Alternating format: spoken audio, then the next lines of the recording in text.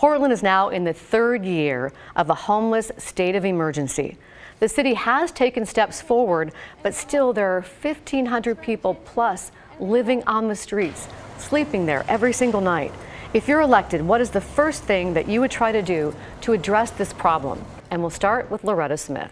Thank you. I think that's a great question, because I think as city council people, we need to build a climate in this city that creates jobs, number one. Portland is now looking like tent city.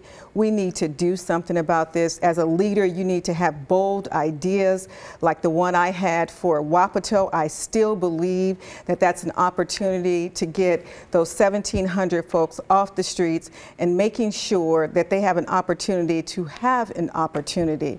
The second piece is I think we need to use some of those dollars that we're using beyond existing services to buy up and preserve multiplexes. We need to fix them up. It's cheaper. We can't build our way out of this crisis. We got to make sure that we have enough affordable housing, mid-level housing, and market rate housing so that we all have an ability to move around a little bit. But right now that's not happening, and that's going to be the first thing that I do as a city commissioner, to try to deal with this housing affordability issue.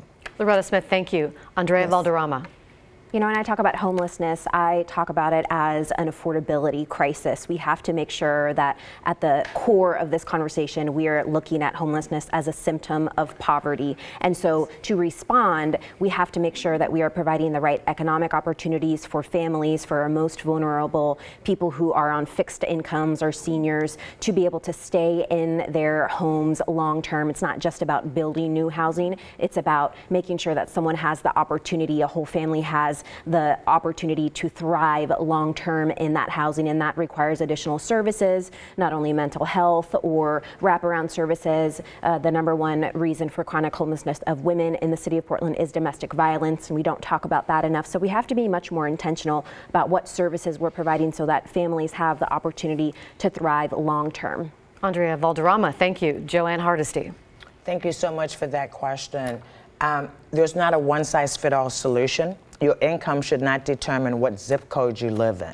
And I think today we have priced so many people out to the edges of the city where the infrastructure is not in place. So you can't talk about housing without talking about transportation infrastructure. You can't talk about housing without talking about making sure housing is available at every income level in every neighborhood. And that, I think, is at the core. And having a leader who lives in East Portland, who understands what is missing and the lack of investments. I think my first job is to make sure that we're investing in those communities where we can keep people stable and in their homes. We know it costs less to keep people in their current home than to try to get them in another home. And we have not done a good job with that. But I'm excited about the Metro bond measure, because that also will help us to create more affordable housing. Joanne Hardesty, thank you. Felicia Williams, what would you do to address homelessness? Well, I think we need to start by balancing compassion with common sense. So we have plenty of the compassion, but now it's implementing the common sense. So we have several things that we can do. Number one, understand that a lot of homelessness is a public health crisis. We need to be putting money towards treating the addiction issues, the mental health issues, and the medical issues so we can break the cycle of homelessness. The second thing we need to do is look at best practices. So we have best practices with what we did with the youth homelessness continuum in the 90s. We could implement that with the adult continuum and the replication of services, complete social safety net. And then finally, the third element is really looking at the campus model. So this way that gets back to having the complete social safety net in place. But again, this is the common sense elements. What can we do that will have a real impact on people's lives? It's balancing the compassion with common sense. Felicia Williams, thank you. Stuart Emmons. Laurel, thank you. I'm an architect, and I've worked for the last 30 years on homelessness and housing issues. I'm an expert on housing, and I'm also an expert on homelessness.